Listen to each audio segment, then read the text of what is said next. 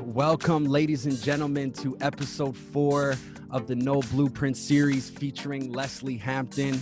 Now, Lesley Hampton is more than just a designer. In fact, she has changed the game in so many ways. Not only is she recognized for her fashion designs, but she's also recognized for the impact that she has made in the fashion industry. Lesley Hampton, welcome, and thank you for joining.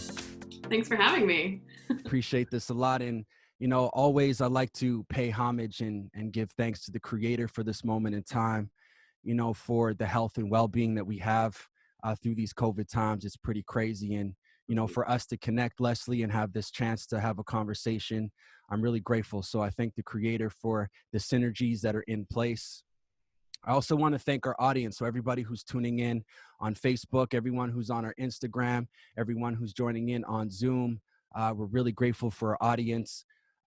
This is echoed through every episode. I'm just really excited for an opportunity to share the true stories of amazing people who I believe have made it, and hear from them their stories and where they come from and how they got to where they are.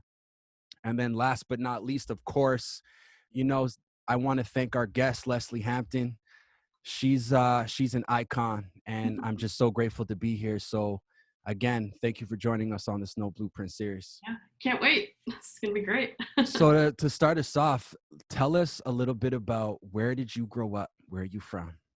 Yeah, so I am a member of Temagami First Nation based out of Northern Ontario, but I grew up internationally. So I ended up moving every 2.5 years from birth up until I was 18, and then around Ontario from there. So I was lucky enough to grow up in places like the Arctic Canada, New Caledonia, Indonesia, Australia, as well as I graduated from high school in London, England. Wow.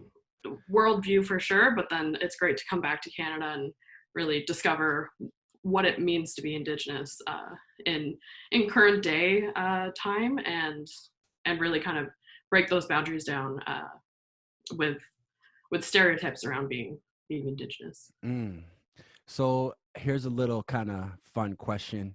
What is one of your favorite childhood memories growing up? Gosh. Probably my time in New Caledonia, because it was pretty much like a tropical island. It's a French-owned colony off the coast of Australia, so it's tropical 24/7. So just having the opportunity to live there and live in paradise for 2.5 years was really great. Mm. And, I can relate to you, not in the amount of travel you've done, but I've had to move schools throughout my high school days. And, making friends, that was a little bit more difficult. So what is your experience in making friends and the fact that you've had to travel so much in your life? hmm It's definitely difficult to move on from place to place. But I got used to it. And then at the end of the day, I have friends and people that I connect with from all over the world, and then connecting with other people based on their travel or their international upbringing. So it's a blessing in disguise, because obviously when you're 12 years old, you don't want to leave your friends, but it's been incredible. And I'm so happy that I can go to almost anywhere in the world and know someone within an hour from me. Do you still have relationships with some of your childhood friends growing up? Absolutely. Some of my friends that I met in Australia came to visit me when I was living in England, and then my best friend from high school is in BC now. So I really kind of can connect with anyone based on where I'm traveling to. And any of your friends, how have they influenced you or supported you throughout your career? I think having friends with such different upbringing, like living in different places. The friends that I made in Australia had such a different upbringing to what I did. So being able to connect with people on that point was really great learning curve to understand how different people live and how different people interact. So I think that kind of really helped me in my current career with fashion, and inviting everyone kind of into this space, and knowing that people who are different will feel included because we're all different. I think I appreciate you sharing a lot of that. And when I was doing my research and just listening to some of the interviews you've done in the past, and I try to go as far back as I can get. And in some of your earlier days, so young in the industry, I was so impressed by how well spoken you are. And so Mm, I just wanted to, compliment how well spoken you are and sharing your story. And I think that's so important in the sense of navigating this industry we're in, because it can be so cutthroat. And mhm. so, I'm sure there's a lot of people based on your career look up to Lesley Hampton, So I wanted to know, who does Lesley Hampton look up to? Oh gosh. Friends and family first and foremost, and then I do have my icon people like Alexander McQueen and Iris Van Herpen, whose careers I followed for a number of years. But I'm really inspired by my friends and the mentality that they have, and the mentality that I'm able to learn from those people. So it's I kind of like to absorb from all the different people around me. That's amazing. So And this it's funny is, that you say yeah, that I'm well spoken, because I was never the kid in high school or middle school that wanted to get up on stage and talk to people. I was always very nervous. So it's funny that you say that, because that just goes to show practice makes perfect, I guess. practice makes perfect, 100%. So this question next up, I think, dives a little bit deeper. And by all means, ask me if you want any context. And what I mean is, I grew up, in the city, and my father's Jamaican, my mother's First Nation, and I didn't really learn a lot about my indigeneity and what it meant to me later on in my life until like my mid early 20s. So I wanted to Mhm. know, when did you start learning about your identity and understanding who you are as a human being? Mhm. When I was in kindergarten, during that time I was living in Yellowknife, Northwest Territories, and we were celebrating Aboriginals Day, and I had a blonde hair, blue eyed friend come up to me and say, "Oh, this day is for you," and I'm like, "No, like, what do you mean this day? Like, we're celebrating it, but I'm not Aboriginal. Like, I don't know what that means. I'm the same as you." And she's like, "No, that's like, this day is for you. Like, so she almost knew that I was Aboriginal before I did. So just learning what that meant throughout my time in Canada and then abroad, and then also coming back to Canada and relearning what it meant in a different kind of time period was very interesting for me. And being someone who does Instagram lives or is on press a lot, and puts myself kind of in the spotlight, I had to really understand my place and my identity, and really learn what that meant for other people and what messaging I could put across with that, Interesting. and do it in a positive way for sure. So since kindergarten is when it started to kind of surface. When it started, but then even my time in Australia, I would try to identify with being Indigenous or Aboriginal, but in Australia, they have the Australian Aboriginal, so I didn't really associate, or I didn't really connect with that culture as much. So it was a difficult kind of learning experience while trying to learn what it meant to be Indigenous while being abroad. So I was excited to come back to Canada and figure out what that meant, and really kind of get my teachings and learn from that and learn from the culture. That's incredible. Interesting, just to relate to you a little bit. When I was about 19, maybe 20 years old, my mother put me through like a becoming a man ceremony. And that was the first time I was really exposed to ceremony at that capacity in my life. My mom did her best to raise me on and off our First Nation and attend powwows, but all that Mhm. really didn't mean a lot to me at such a young age, and still until like later on in my life. So it was that ceremony that my mom put me through. It started to make more sense later in my life. So I wanted to Mhm. know, was there a moment for you where culture really spoke to you in a deep sense, and really felt as though it helped you evolve or helped you understand a little bit more? I would say every time I'm given the opportunity to be involved in a powwow situation or even participate in Indigenous Fashion Week Toronto, or even Vancouver Indigenous Fashion Week, just being put within the community and being around our own people. I think every time has just been an incredible learning experience to what it means to be Indigenous and to learn more about the community that I'm a part of, that I didn't grow up with, but then am still a part of, for sure. Absolutely. I appreciate that answer. And so I'd love to hear from you the importance of having Indigenous representation in your fashion and designs. Like, how did that come to be and why is that important for you? Absolutely.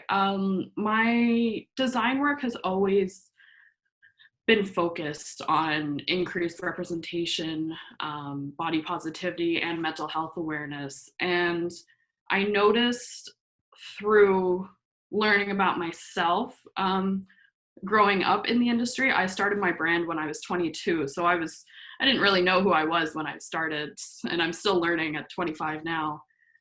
So knowing how fashion influences people and how media influences people, I really wanted to make a statement with my fashion, and doing so by who I put on the runway, who I put in my lookbooks and in my press material.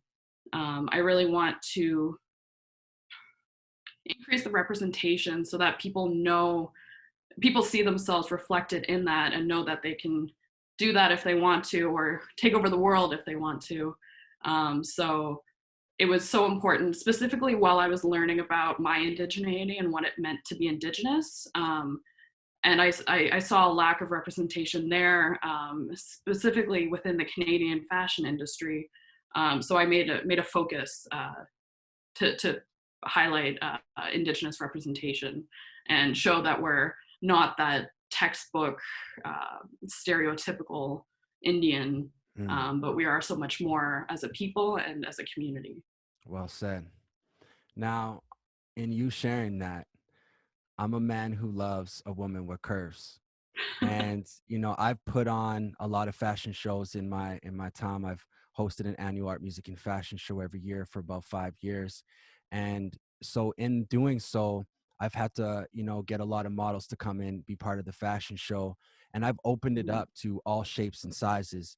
And that was intentional because, like you said, I wanted us to be reflected in the way that we are.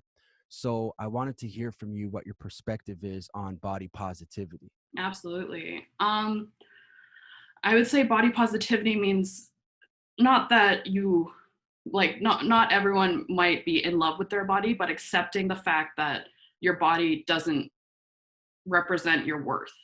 Mm, So you can be trying to lose weight, trying to gain weight, and have that healthy relationship with your body, but then know that you're more than your body shape or your skin color, and you're more than that. And if you want to change yourself and change your appearance, you're welcome to do so. But it's having that healthy relationship. that makes a lot of sense. Like, you know, on the surface, I'm really dark in complexion. And growing up, I've always been connected to my indigenous heritage, knowing my cousins and my aunties. And so for me, it was always difficult, I would say, in a way, for me to feel a sense of belonging being so dark within the indigenous community. And I would say it wasn't until I understood exactly what you're saying is when that started to change for me, when I started to realize that my physical appearance doesn't have to equal my value. Do you know what I'm saying? So I really started Exactly. being more self-aware of like what contributions am I making to the community, and really educating myself on things I'm passionate about. So I think you saying that is a very important statement, is to understand that your value has everything to do with who you are as a person and your Exactly. experiences and stuff like that. So body positivity is incredible. So how has body positivity played a role in some of the models who've attended your fashion shows? Have you seen how that's reflected with them? Like, have they commented about that? Absolutely. I am very particular when I cast my runway shows. So I've had some all Indigenous showcases, no matter your body shape. I've had some shows that I casted the models based on the mind of the model as opposed to the body. So that show was all based around mental health awareness, and I had all mental health advocates walk the runway. So representation like that, and knowing that you're not that you are more than just your waist size, is really empowering to the models that I bring on. And I've had models leave the runway and break down in tears, knowing that they were given the opportunity to walk a major runway show, um, even though they're not 5'11" and not this size and not this skin color. So it's really exciting to be able to provide that opportunity and know that I'm not only making a difference in the models' lives, but also everyone watching. Yo, we need more Lesley Hamptons in the world, honestly. Like, imagine a fashion industry where designers consider a lot of the things that you are so focused on, and how important they are for you, but the impact that it makes on others. And I think that's why I specifically worded that intro in the way that I have, is like, not only you recognize for your fashion designs, but you're also recognized a lot for the impact you've made. And I think it's so amazing to hear the stories of how, people's lives have been changed because they had an opportunity to Mhm. be seen, to be heard, to be to wear incredible clothes, to feel beautiful. I think Mhm. that's so important to body positivity. Absolutely. Go ahead. Specifically, at the moment, with us all being in quarantine, Mm, and maybe not eating the way we want to or working out as much as we want to, people's bodies are changing. And I've seen a lot of almost fat phobic comments on social media, and understanding that you are more than your body shape and your body will change based on your surroundings, and knowing that that doesn't equate your worth, is almost more important right now, while everyone is kind of alone with their thoughts more than usual. definitely. Well said. So, in talking about, fashion shows and models and body positivity, I think a lot of people always see the end result. They see the final product, they see the runway, they see the final designs, they see the photos, the photo shoots. So, give us a little bit behind the curtain. What goes into preparing for a fashion show? And I'm not just referring to the backstage aspects, but also prior to, like, when you find out you're going to be part of next year's Indigenous Toronto Fashion Week. What goes into preparing for that? Because I think that's really important for people to understand the work ethic that goes into being part of a show like that. Absolutely. It varies on the collection. For me, for sure. Um, so for shows like Toronto Fashion Week, I usually have the collection uh, concept thought of and know kind of how I want to execute it. Um, well time in advance before I know I'm going to be showing at that particular showcase. Just the way the turnover is, they can't confirm um, as quickly as I would like. But then for a show like Indigenous Fashion Week Toronto, they confirm us almost a year in advance. Wow. So it definitely varies on the showcase, and it varies on kind of the collection that our brand is putting together and what messaging we want to put across within that. So then it always, for our brand, it always starts with the concept. It always starts with the messaging that I want to put out there, Amazing. to comment on the industry or comment on a particular aspect of society, and then we go on to the fabrics and the materials, and how those will translate into the silhouettes to convey the messaging, and then casting for us, like I said, usually takes over a month to really pinpoint the exact um, individuals that I want representing my brand, and knowing that they'll take the messaging with them throughout their time, and really push that for further. That makes a lot of sense. Do you have a favorite fashion show that sticks out to you that you attended? That I've attended or that I put That you on? were that you were part of course. Oh yeah. Oh gosh. So many, I right? would say my debut. I would say my debut at Toronto Fashion Week, that happened early 2019. which was our All Indigenous showcase, because that was the first time in about 10 years that Toronto Fashion Week has seen a show like that. Wow. And because my work is kind of very evening wear, high end, to have that type of wearable art on Indigenous bodies was just so exciting for me. Mm, nice. And the response that I got was incredible as well. Awesome. So, with fashion shows, your preparation in that goes into it, the recruiting process of making sure you have amazing people showcasing your incredible designs. You're also a huge advocate when it comes to mental health. Mhm. And the Lithium Collection, when I learned about what that meant, it actually was extremely fascinating for me. And that's when I really, was extremely excited to hear from you what that means. So if you can share with the audience, why was that so important for you to do, was to create the Lithium Collection, and what does that mean for those who don't know? For sure.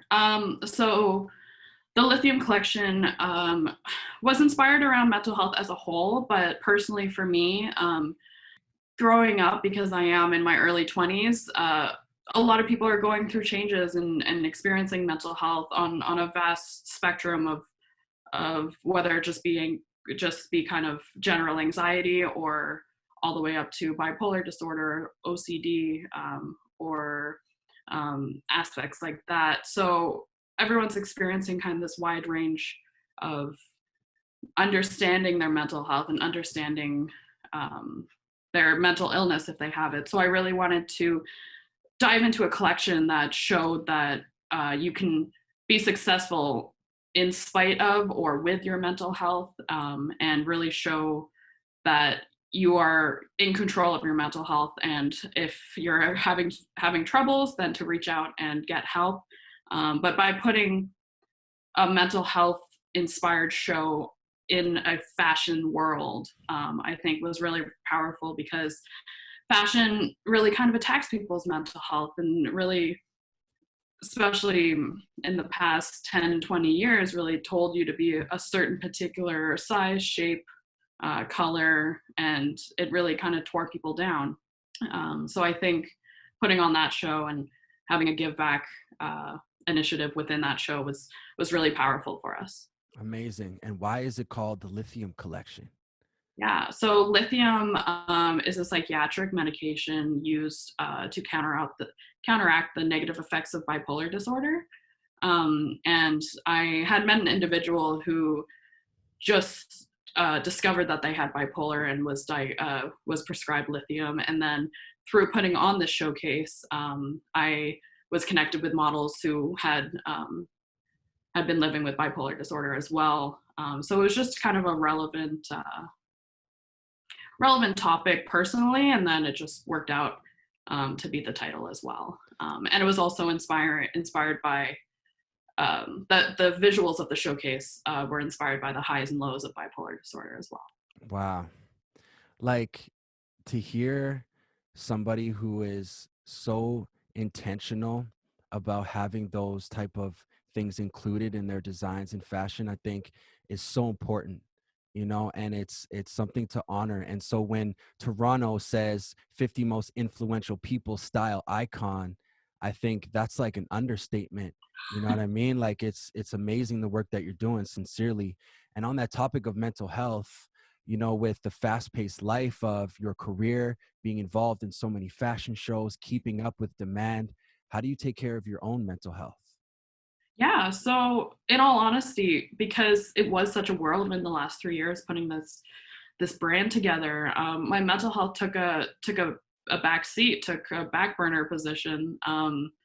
So it has actually been incredible to take a break from it with this COVID-19 self isolation, and really focus on myself, because work is on pause, and I can catch up with who I am and what's happening in my brain. So I have actually been able to start some online therapy sessions, and really kind of diving into why I'm doing what I'm doing, and learning more about myself, and what makes me happy beyond work and fashion. Nice. I've in that topic of mental health and therapy. I've seen that you've donated part of your proceeds to the CAMH Foundation. So tell us, what is the CAMH Foundation for those who don't know? I know what it is, but I would love to hear it from you. And why was that so important for you to donate to an organization like that? For sure. So the CAMH Foundation is the Center for Addiction and Mental Health, based in Toronto, in and around Toronto and the GTA. Um, it was really important. While we put on the show, we collaborated with CAMH for a donation page for Give Back, as well as on the seats of all the runway shows, we put in uh, little information packets on how to talk about mental health with your friend, with your child, or with an individual that you know. So it's kind of like how to bring it up and how to talk about it in a healthy way and understand each other better. So to have that give back initiative within a runway show was very exciting for us. And to be able to donate to CAMH, and I have been kind of a supporter and been in that hospital supporting a few friends of mine. So I know kind of what the whole process is of going to emergency there. And I wanted to give back as best I could.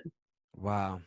You see, like, this is why I was really excited to talk with you, Lesley, because, it's one thing to be recognized for your incredible work in the fashion world, but to hear behind the scenes of the fact that you are so intentional, like I mentioned, with the topics that you want to bring up and showcase, and the fact that we're having a conversation about mental health, and the fact that not only have you created designs and created talking points as to why you did the designs the way you have, but also give back to such meaningful and important organizations like CAMH because of the direct relationship you have with some of your friends. Like, I just find that so incredible and worth highlighting. So again, like, thank you for the work that you've done. Like, it's very inspiring.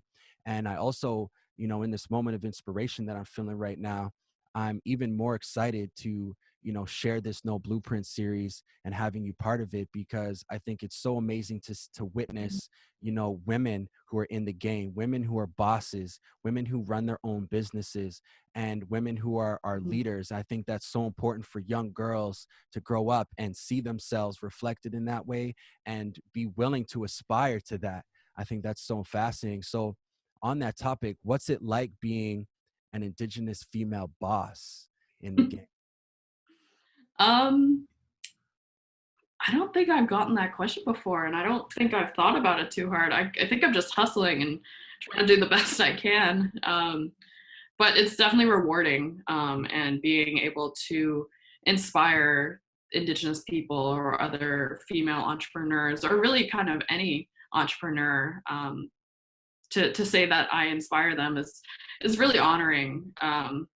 And it's exciting for me at such a young age to be able to say that I inspire people. Of course. And I wanted to, back up a little bit because I've been to therapy once before in my life. And I continuously tell myself that I'd like to go to therapy more often. Mhm. So I wanted to hear from you. What are your thoughts on therapy? Like, you mentioned that you're involved in an online therapy. Like, what is that, and why is that important for you? Yeah, so similar. I had never physically attended therapy, and I always wanted to, but there was something about going into a doctor's office for it just, unfortunately, the stigma that there is did apply to myself as well, even though I am trying to break that down with my fashion. Um, it's still there, and you still have your nervousness and your it's a personal journey for everyone. So with COVID happening and knowing that I should focus on my mental health a bit more than I have been, and now being given the time with work um, being less intense, I signed up to an app called BetterHelp, and it's a mental health online platform where you're connected with a therapist, and depending on what needs you what services you need. You can either just text with your therapist, or you can do online video chat, similar to what we're doing, or there's other aspects as well, and they can attach worksheets for different um, therapy sessions as well. So it's been exciting to just focus on me and to not need to go to a doctor to do that physically. Wow. So that's incredible. Can you give us on air here, what is the link that people can go to get hooked up with that? The link, Yes. so it's be downloading on any app store, downloading BetterHelp.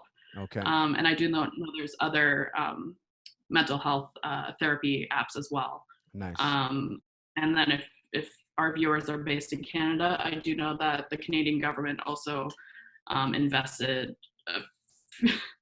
a load of money into online mental health services as well, specifically during this time and kind of as a whole.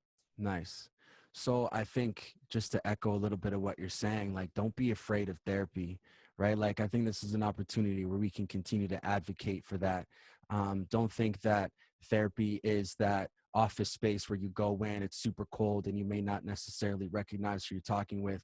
I think for myself, building a relationship with that therapist and establishing that relationship over time is so important, because then they get to know you, they get to recognize your patterns, and then you can really get deep into therapy and really make those differences for yourself, so that you're walking in this life in a healthy, balanced way.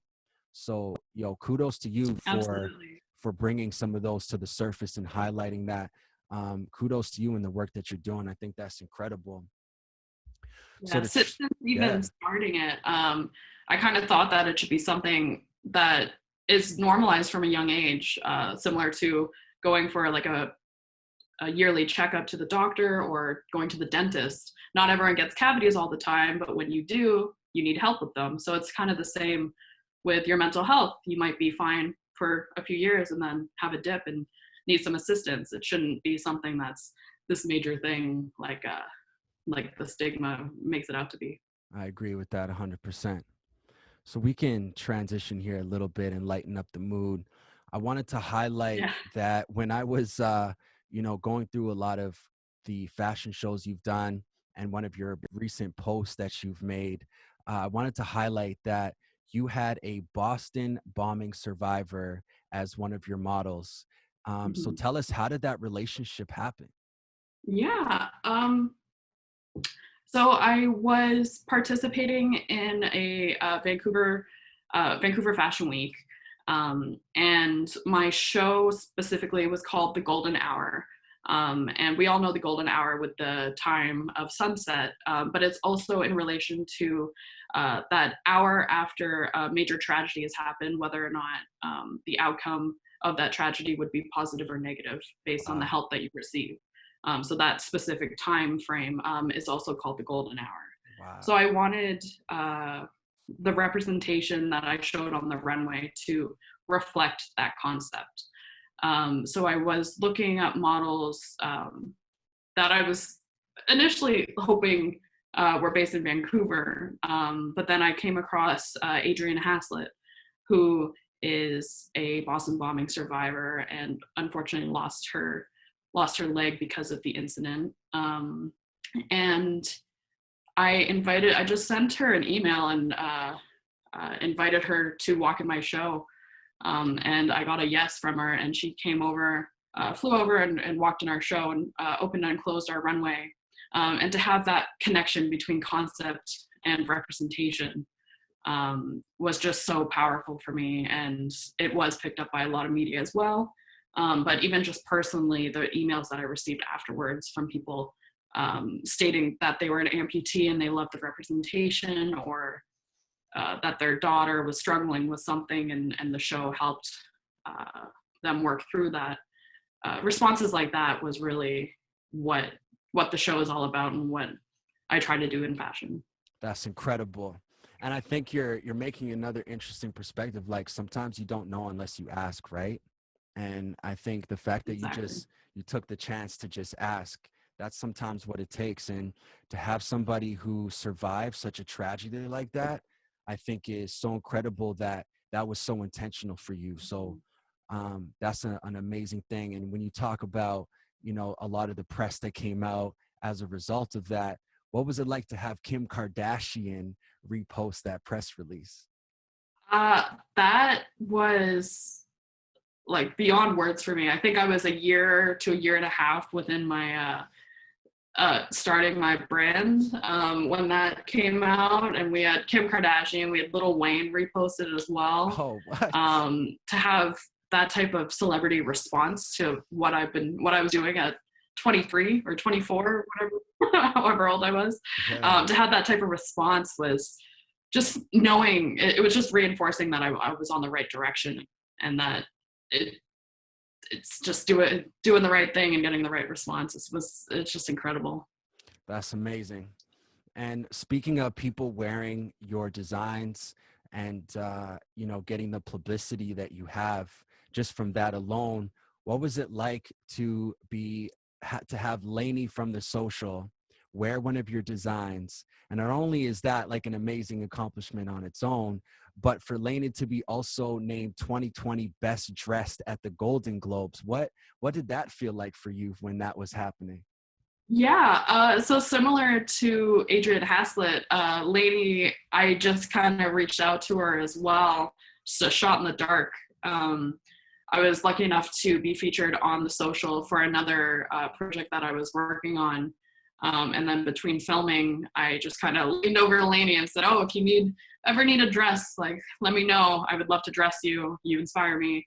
And then a few months later, her stylist did reach out to me, and they knew what piece they wanted, and they were very particular, and we did a few fittings. And then I didn't really think about it after I delivered the dress to her until the Instagram reposts and tags and then features on all the major press outlets started to roll in. Crazy.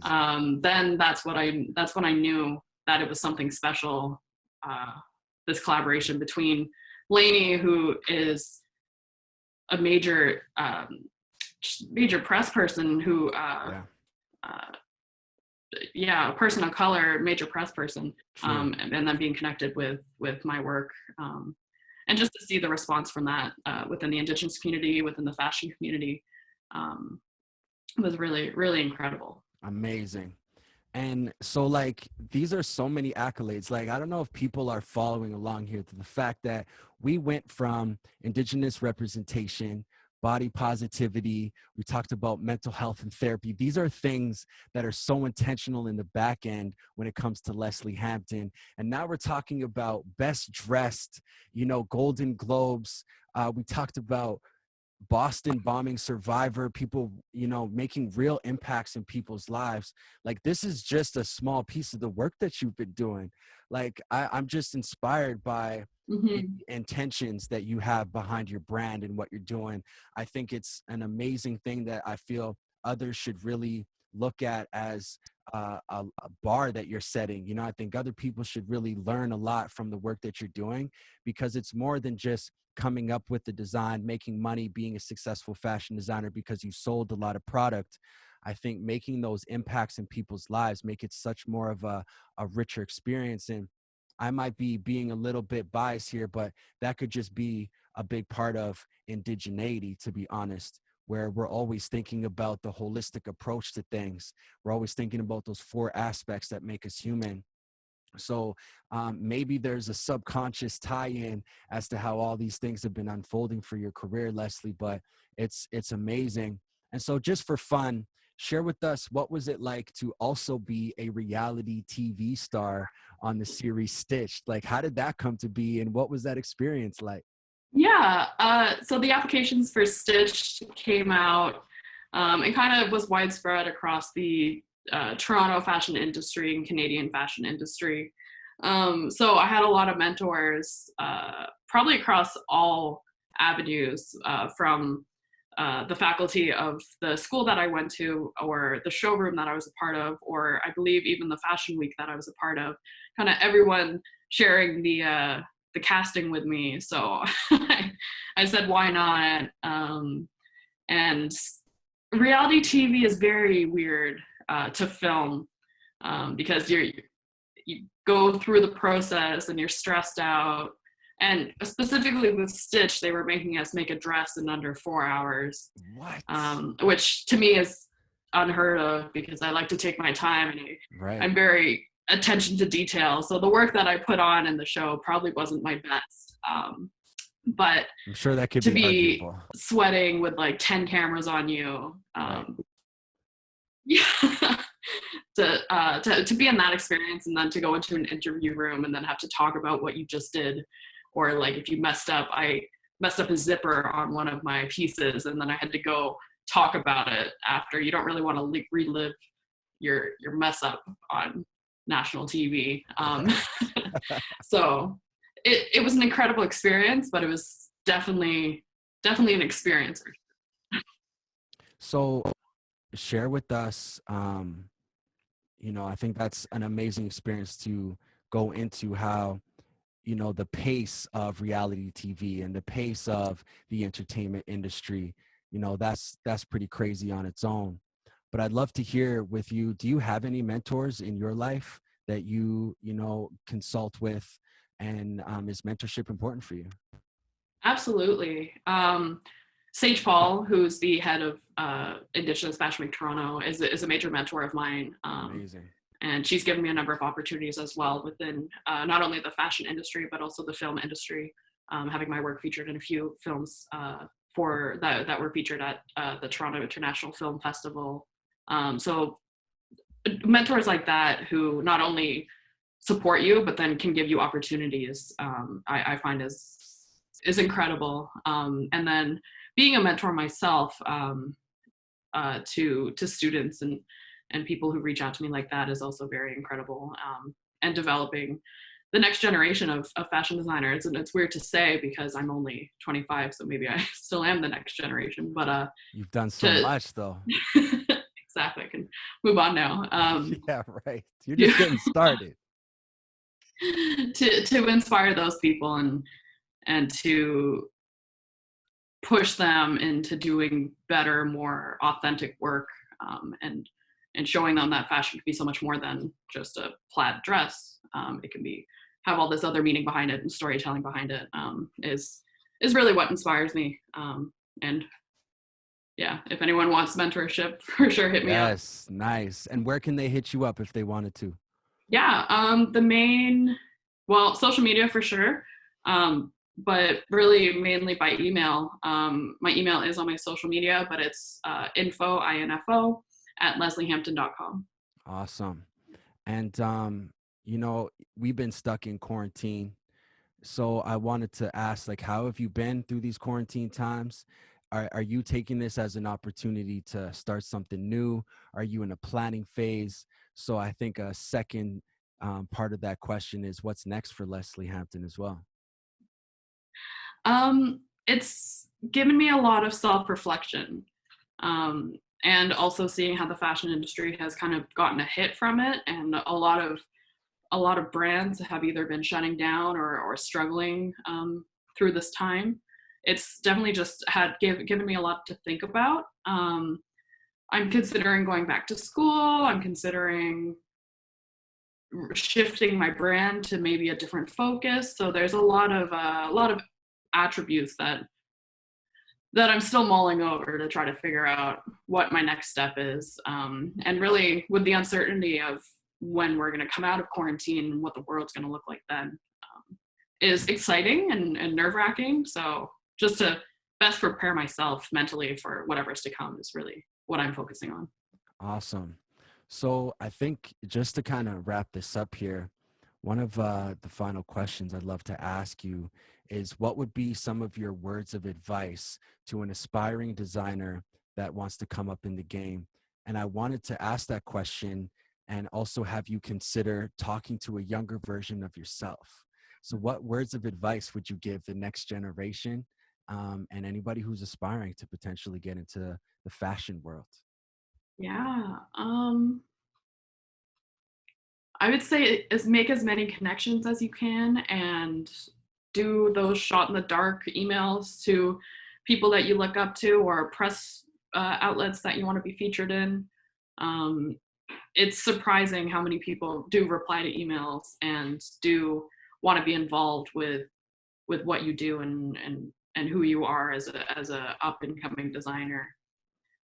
So I would say taking those chances and showing the work that really represents who you are as an individual is what's going to set you apart from everyone else and push you forward in this business. Nice. And I think I'll ask you one more question. What does success mean to Lesley Hampton? Happiness, I'd say. Because I've been successful where I haven't been too happy, or I've been very stressed out, or quote unquote successful, did a good runway show, but was very stressed the whole time. And I wouldn't consider that as successful, as something that made my heart flutter and just gave me that excitement and that happiness that another project might have. So yeah, I would definitely say success is happiness across all avenues. Amazing. Well, Lesley, I really appreciate your time for joining us on this No Blueprint series. I think we talked about some incredible topics that don't get talked about enough, in my opinion. And so I want to thank you again for the work that you've done, not only as a fashion designer, but the impact that you've made and the intentions that go into your designs and into the work that you do. So thank you for that. And thank you for joining us. So we appreciate that. Thank you so much for having me. I love diving into these topics, and giving the opportunity to do so is incredible. Me too. So thank you very much. And for everybody who's listening, tune in next week with No Blueprint, and we will be having a discussion with Andrea Menard. So I'm really looking forward to that as well. But again, thank you, Lesley. Thank you to everybody who tuned in, and we appreciate you being here. Wash day.